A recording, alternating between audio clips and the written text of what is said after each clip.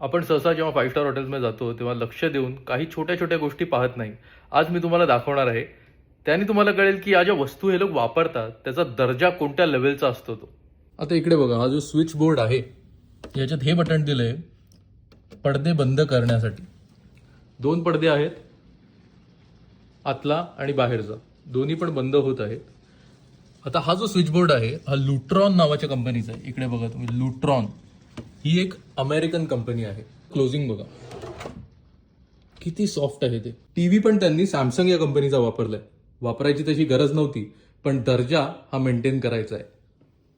या दरवाजाचे हिंजेस आहेत Simmons work नावाच्या जर्मन कंपनीच्या.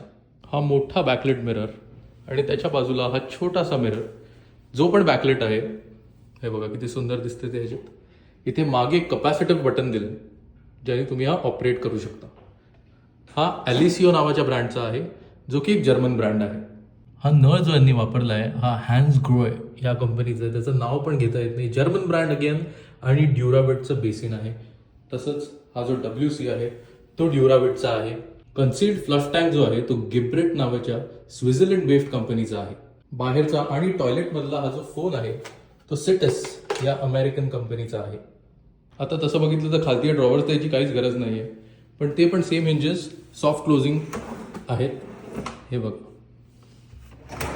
इकडे हेअर ड्रायर दिलाय black mambo by Elicio, same German brand.